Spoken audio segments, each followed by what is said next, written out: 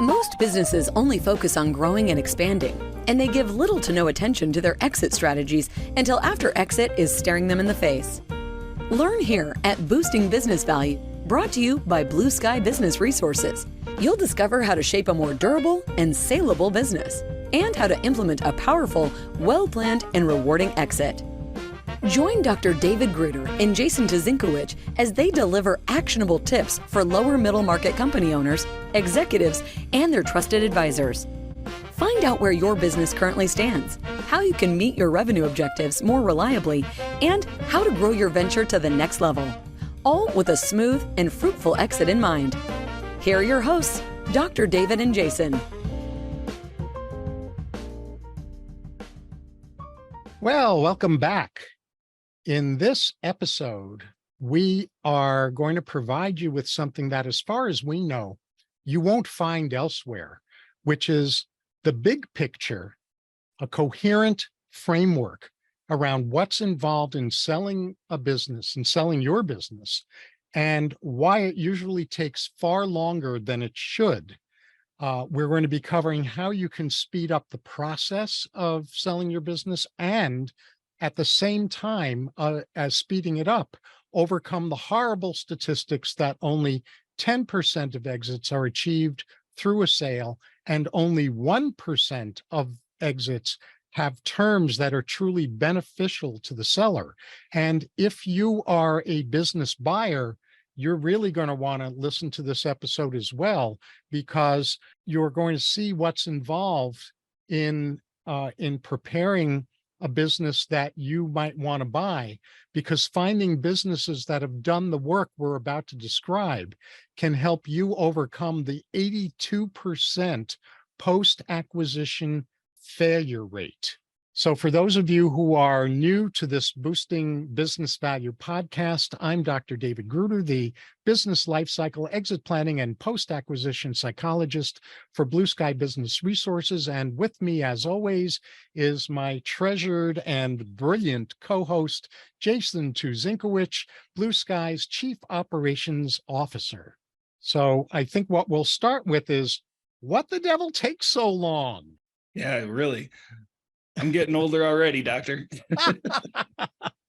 And the first reason that things take so long is that filling the personal wealth gap you have, the gap between how much you can exit with and how much you want to exit with, is part of why it takes so long. The necessity here is being able to live the life you desire after you exit. Perfect. Yeah. And that's such a big deal, because, if you don't know how much it costs, you can't plan for that cost. Right. Yeah. And to piggyback on that, for most small and medium-sized business owners, 80 to 90% of their personal wealth is living inside of the business. Right.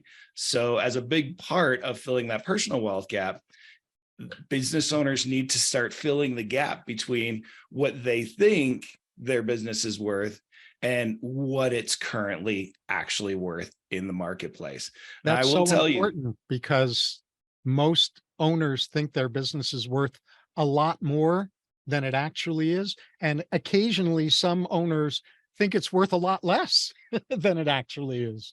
I will tell you, just this year, I met my first business owner that had an opinion of his business's value that was less than what the market would bear. But then he promptly hopped on his unicorn and rode home. Oh, yikes. So yeah, understanding where your business is worth is the first step to getting it to where you want or need it to be before you can exit. So, those two things go hand in glove.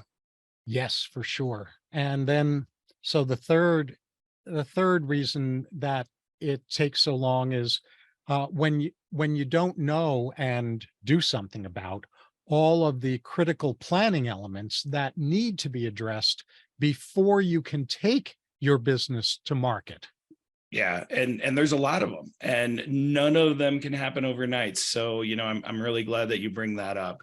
And then, finally, understanding what a good buyer actually looks like for your business and the legacy that you want to have.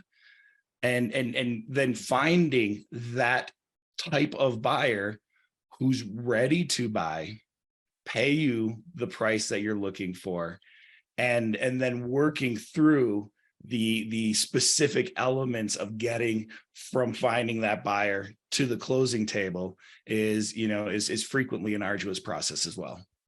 Oh, for sure. For sure. So those are the 4 reasons why it takes so long. And what we're going to unpack with that is what you're going to tell us next. Yeah. So, let's take those 4 things.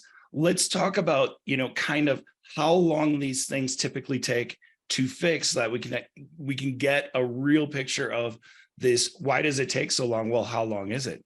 Right. And then let's talk about, at the exact same time, normally we do all the challenges, and then we do a success roadmap, and then we walk through our key takeaways. We're gonna hit you with everything all at once. We're gonna tell you what the issues are and the timing, and then we're also going to talk through the mitigating measures and what you can be doing today to improve that. And the big thing here, as Dr. Gruder pointed out in the intro, is everything that you can do with your business that is a time-saving measure in exit is also helping to create a more valuable business, which ensures a more successful exit. So this is, we're going to focus on the time aspect here, but the quality aspect is just as important. Mm-hmm. Mm-hmm. And so listen carefully, because we're going to be describing for you how you can shorten, at least somewhat, the amount that it takes to sell your business. So unpacking the first element that we just described, personal wealth gap. So a common trap is deciding how much you want your company to sell for before you have determined how much money you're going to need in order to live the life you want to live after the exit. That's backwards. It's kind of like a novice financial planner who really isn't very seasoned, saying in an initial conversation with a prospective client, how much money do you want to retire with? Well, that's a really important question, but that question is way out of sequence if it's the first question. The first question is, what's your ideal calendar, lifestyle, and legacy? And what is that going to cost? Because that's what's going to tell you how much money you want to retire with, not some arbitrary pie in the sky. Well, I want to retire with X amount of money. That's backwards. It's so true. And also with that financial advisor, what are you going to do with my money? Because that's going to change it too, right? Mm-hmm. Absolutely. And so this is why defining your life after exit is critical to determining how much money you're going to want to sell your business for. And determining that it takes a while. People don't usually, unless they knew to do this ahead of time, which is what we're encouraging you to do. If they haven't figured this out ahead of time, figuring this out can take as much as 3 years. And even if it takes you less than that, filling that gap, figuring out how to fill the gap between how much your business can be sold for versus how much you need your business to be sold for in order for you to live your ideal lifestyle, calendar, and legacy. That could take 3 years or more. So true. And I can't impress strongly enough how hard that process is. We talk to business owners and we say, what are you going to do after you exit? Well, I'm going to golf. I like golfing. I'm like, okay, so that'll keep you happy for 3 months. What are you going to do when golfing gets old? Oh, I'll go fishing. Okay, that's another month, but we're talking about years of your life here. So figuring out, what can I do that will get me out of bed with a smile on my face and a bounce in my step for the next 10 years? And that's hard to wrap your brain around when for the last 40 plus years, your life has been consumed by getting up and running your business. Mm-hmm. And I got to say that of all of the things that I do with businesses, among the most exciting and juicing for me is helping owners craft their next life chapter so that they're so juiced about entering it that they're not going to unconsciously sabotage the exit process because they're looking so much forward to a very specific, clear, exciting, enlivening plan for their next life chapter. Yeah, and that's a big deal. This goes back to the statistics you were talking about earlier. 85 to 90% of transactions that fail in due diligence do so because the owner consciously or subconsciously recognizes that they can't let go of their business. And so having something to go to that's exciting is huge, and it's critical to closing a good transaction. But more than that, when you define your life after exit, the cost profile of that lifestyle is going to be dramatically different. No matter what it is, it's going to be dramatically different than the cost profile of your lifestyle as a business owner. And so you can't look at your current and historical cost of living to determine what you're going to need in the future. And this is another really big mistake that people make is, oh, well, I live on, $200,000 a year and I'm comfortable. I won't need more. Yeah, probably will. So understanding that, wrapping your head around that and defining where is your personal wealth gap, where do you need to be is the best possible precursor to what I want to talk about, which is the business value gap. Mm-hmm. The whole reason that we built our business the way that we did is because the first few years I was in mergers and acquisitions, I would meet business owners who were ready to sell. And they were ready to sell up here, but nothing else was ready to sell.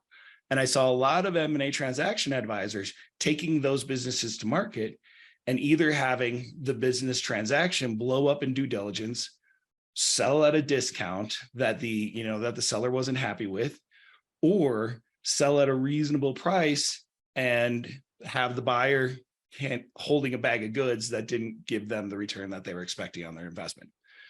So understanding the business value gap is the first place to say, okay, here's where we're at.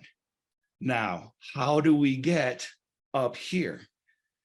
And that often takes a long time. I mean, even if the fixes that will improve your business value are easy, even if you've got a poor cost of goods because you're carrying too much inventory and you're actually suffering waste with raw product on the shelf.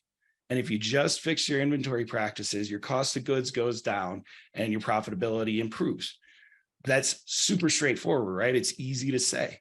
It's even relatively easy to fix, but you're not going to get value for that fix until you have 3 years of financial track record showing that that margin is durable. So even the easiest thing I could think of off the top of my head, as far as a fix to improve business value, is going to take 3 years to prove out. And most businesses don't have those easy fixes because business owners, by and large, are pretty smart operators. It's the sneaky stuff that needs to be fixed to really mitigate risk so that they can get value. And so some of the things that need to be done in order to facilitate this, but also to get to accurate business value and track, consistent financial performance, is getting your financials audited. One, that is paying for an expert extra set of eyes to comb through the details of your financial reporting to make sure that nothing's missed. But two, that is handing a buyer a third-party approved set of financials that they don't have to pay extra money to bring in a forensic accountant to do a quality of earnings on, because somebody's already done that work.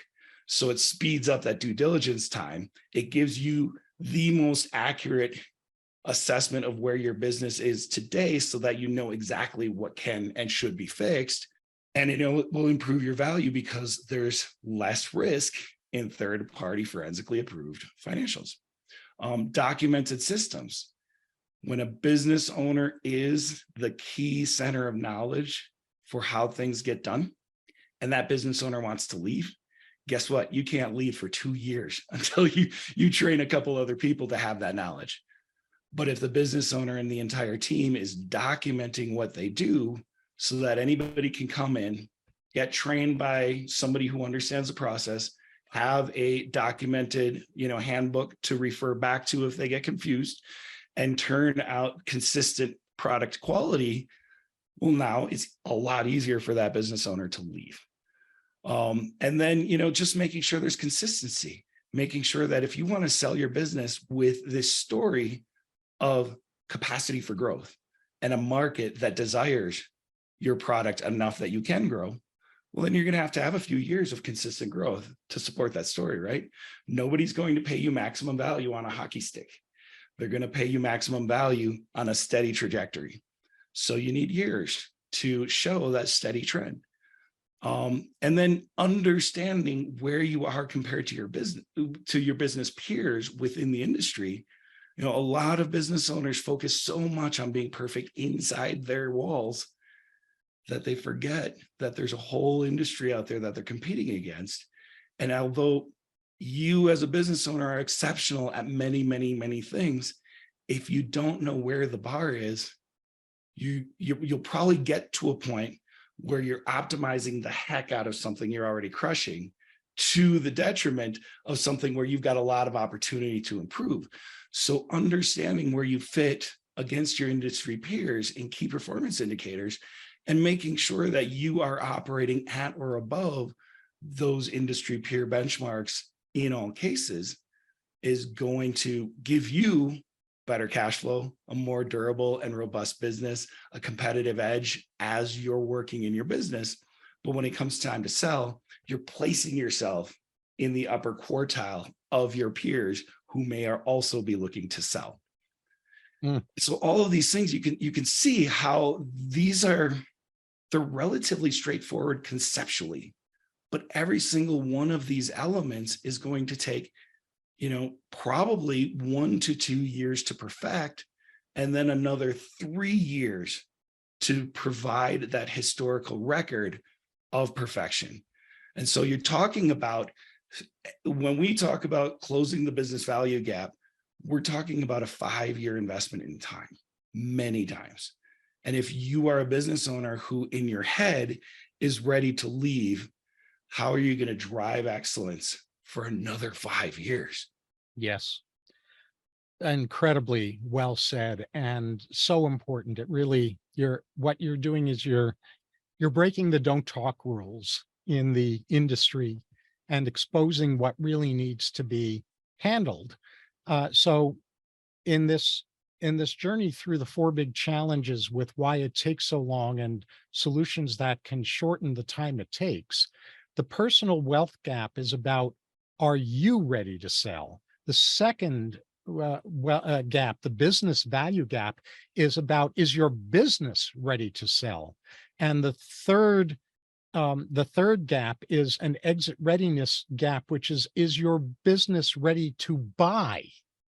And in being ready, so I want to emphasize that being ready to sell is not identical to being ready to be bought. They're both crucial. They're not identical. So in the exit, thanks. In the exit readiness gap, the things that need to be paid attention to, first of all, is your silent partner. And what you're fond of asking people, Jason, is who's your silent partner?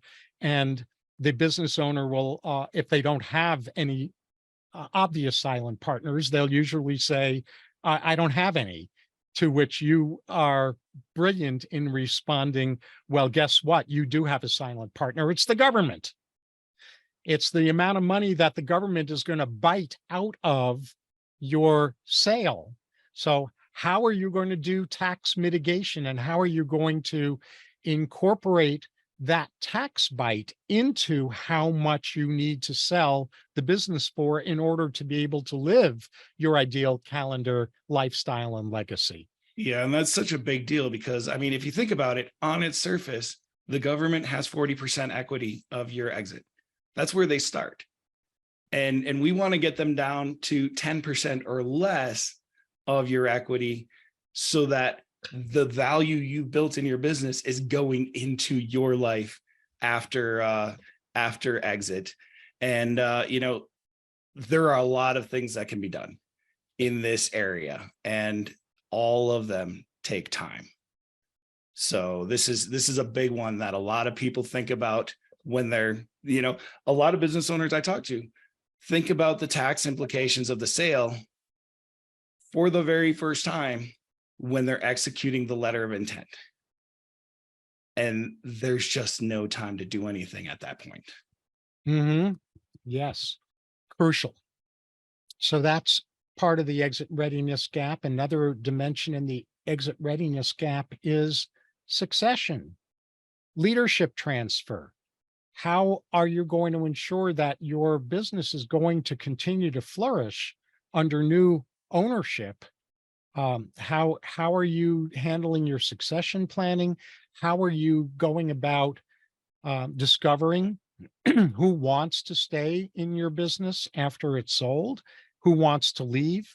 With those who want to stay, helping them become indispensable so that the new owner it's going to be really clear to a competent new owner, and that's all you want is a competent new owner. Otherwise, they'll destroy your business after they purchase it. Making sure that the people that stay on with the business are viewed as indispensable to the new owner, and making sure that whoever is going to leave the business, the new owner is not caught holding the bag, but where there is a plan for succession so that those missing roles are going to be filled in a good way. So that, and this goes back to what you were saying about documented systems. If the people who are leaving haven't documented what they do, why they do it, how they do it, et cetera, if they haven't documented that in a really detailed kind of way, they haven't documented that to the point, to the level of detail that's necessary so someone new who comes into that position can have a good solid running start from day one. So that's another dimension of the exit readiness gap that needs to be filled.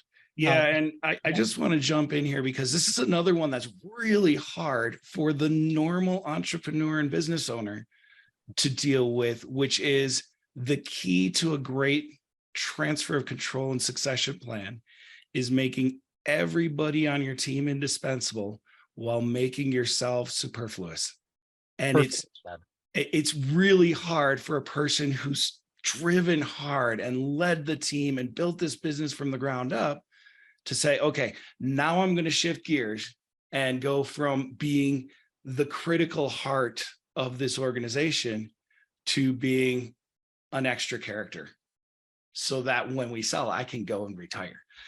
And so, it takes time just to wrap your brain and your ego around that way of thinking as a business owner and leader, but it's really, really valuable and terribly important. Well said. Well said. And then, like you said earlier, also under the business value gap, the exit readiness gap is about proper market positioning. Where do you fit? What does your business provide that makes it the only? Or is it what you're providing that's the only version of that in the marketplace? Or do you have a specialized version of what you're providing that's the only version for a specific niche or subset of the overall marketplace, that they wouldn't want any other version because your version is custom made for a subset of your marketplace? So proper market positioning is another key gap to fill in exit readiness. The next gap is what we referred to earlier as well, which is next life chapter crafting. So if you haven't crafted that next life chapter for yourself in the ways we talked about before, you are going to unconsciously undermine exit preparation and the actual exit process. You're going to do it despite the part of you that wants to sell. Without a compelling next life chapter that you are juiced about entering into, and you are clear enough about the specifics of, so that you know what you're juiced about, you have an exit readiness gap. And again, this exit readiness gap, filling all of the parts of this exit readiness gap, it's not uncommon for that to take around 2 years, because think about the amount of time it actually takes to decide who is part of the succession plan and to groom them so that they're ready to fill the roles that they're going to be filling as you make yourself more and more superfluous.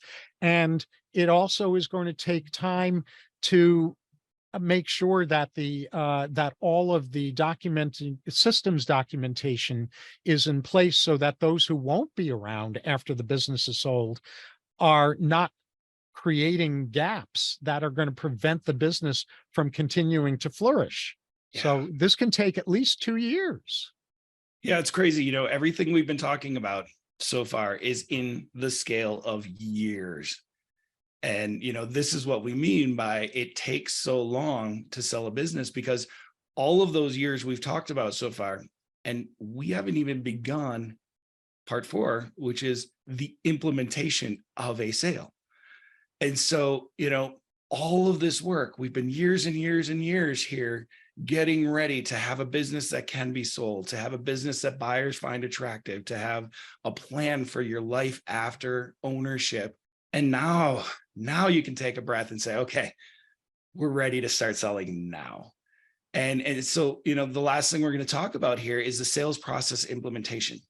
And any investment banker, business broker, M&A transaction advisor that you will meet, they will all tell you it's a marathon, not a sprint. But they're meeting you at the last stage of the marathon. So, I think of this more as a triathlon than a marathon. And so once you finally start the sales process, what goes into that?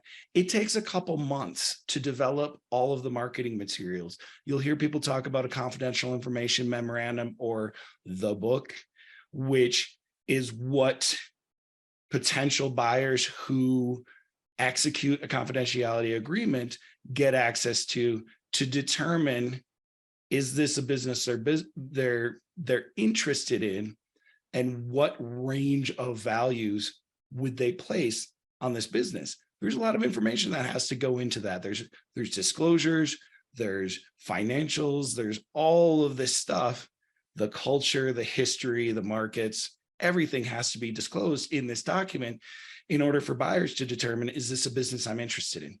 Takes a while to write that. And then you have to have a teaser, something that is pre-confidentiality agreement that you can go out and promote the business with.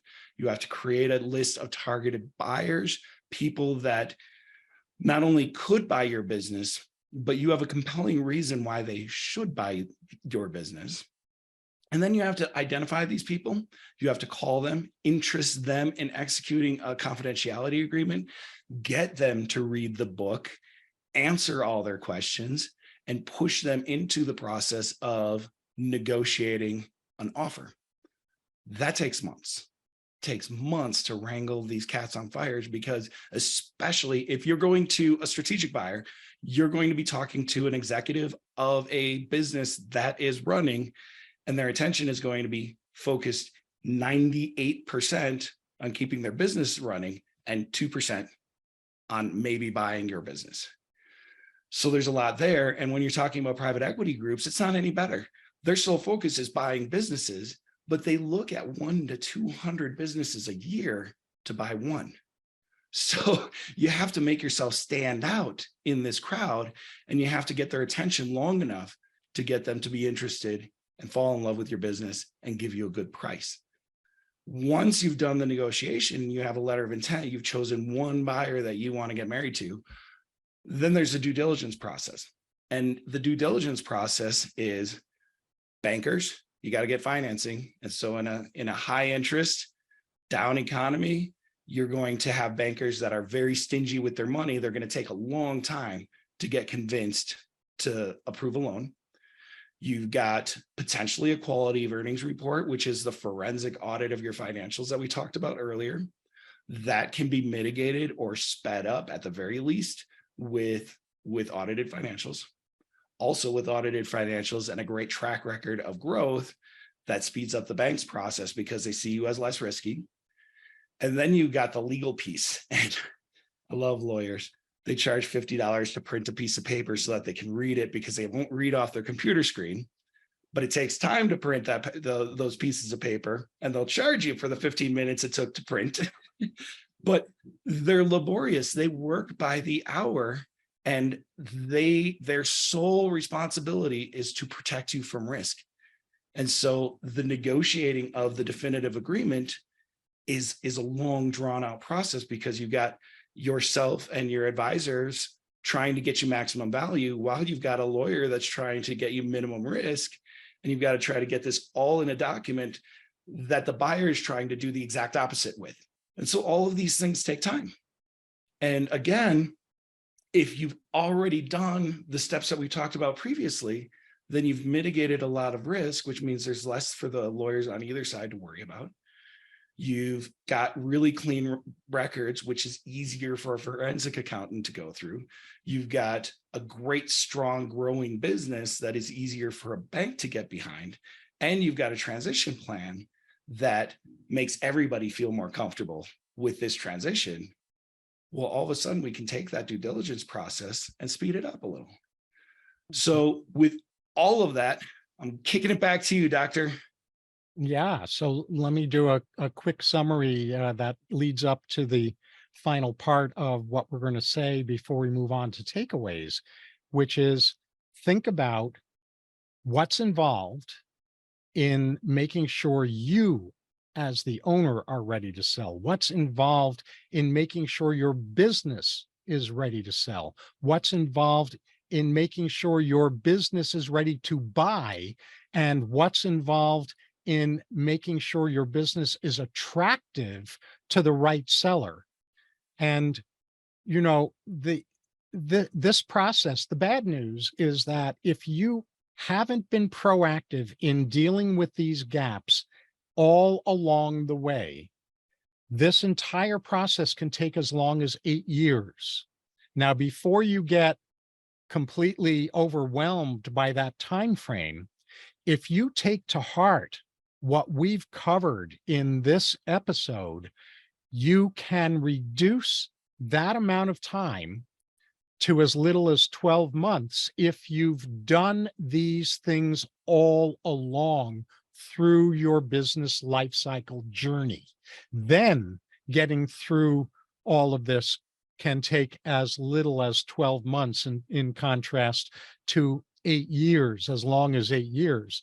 So the time it takes is dependent on how small or large these 4 gaps are in your business at this current time and how personally ready you are to sell.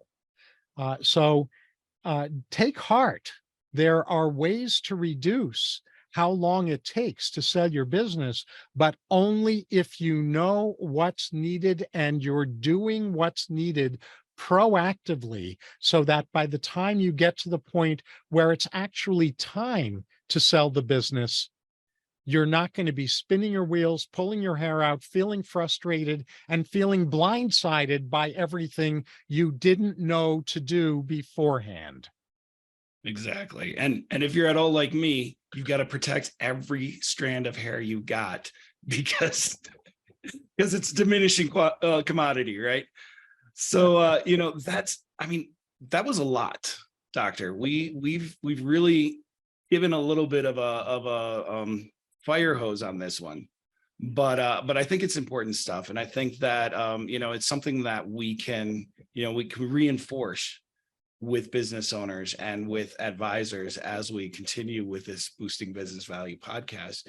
But let's kind of wrap this all up. So I'm going to start with my big takeaway, and then I'd love to hear what yours is. For me, the biggest takeaway is we gave you four different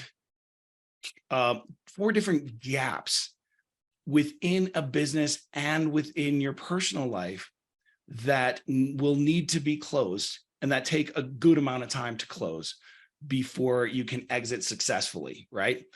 And my big takeaway is 3 out of 4 of those, your personal wealth gap, your business value gap, and your exit readiness gap, all of those are things you can be working on right now. You don't have to be looking for an exit to be working on these things, to be aware of, to start thinking about what you want your life after ownership to look like and how much that's going to cost, to start looking at what your business is worth and how to boost that value to get it where you want it to be, and to understand how attractive your business is and how much equity your silent partner has in your business, and how do you improve those things. Those are all things that you could be working on today, so that when you decide up here that you're ready to exit, you can also look around your business and your personal landscape and say, yeah, out there it's ready to exit too. Let's go. And, the last thing that I want to say about this is, like we said in the beginning, not only are we talking about reducing the time to exit your business when you choose that is where you want to go, these are things that improve the value of your business. It improves the cash flow of your business. It improves the durability of your business in troubling times and the adaptability of your business in changing markets.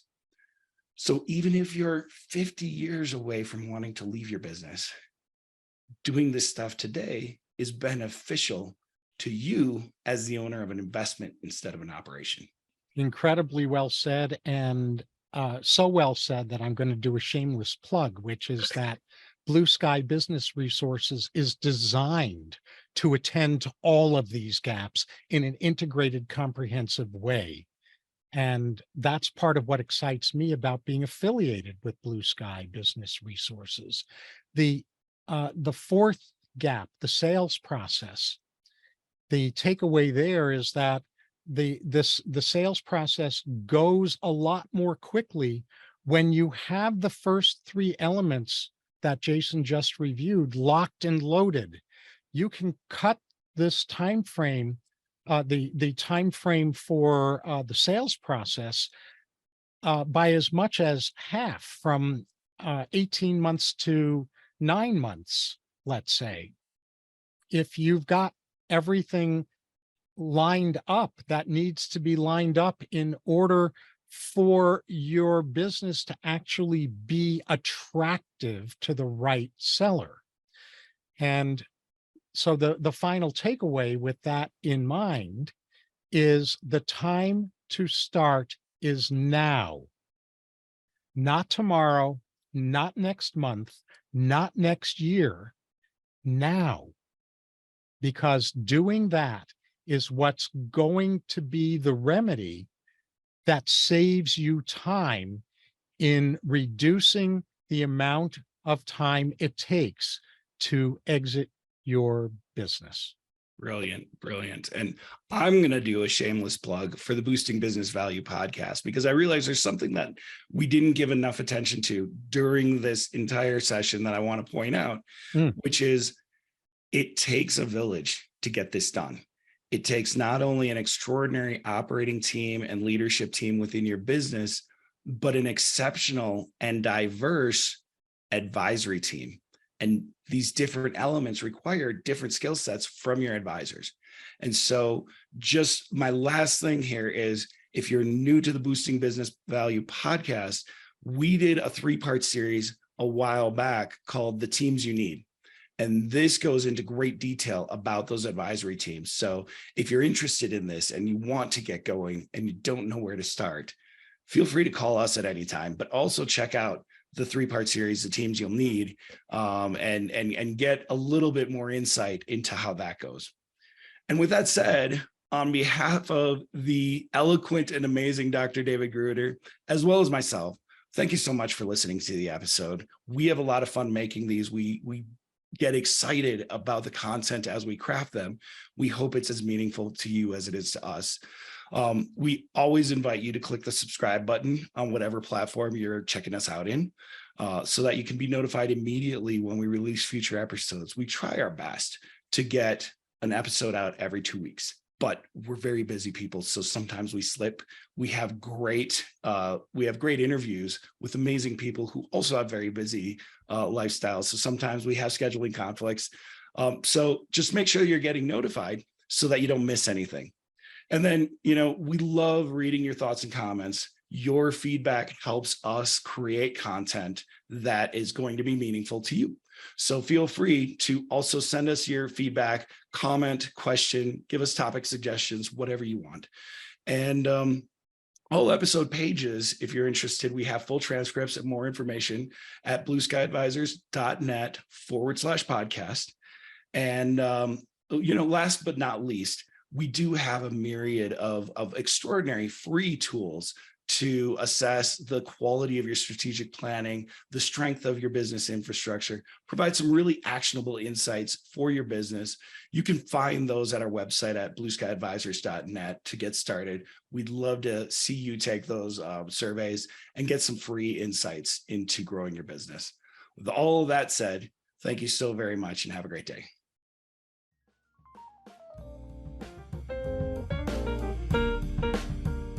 That's all for this episode of Boosting Business Value. May your new learning result in the smoothest and most profitable exit strategy for your business.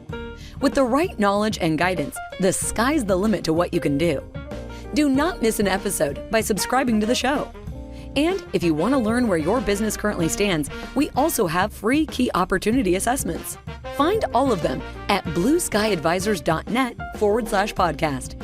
Thank you for joining us. See you on the next one.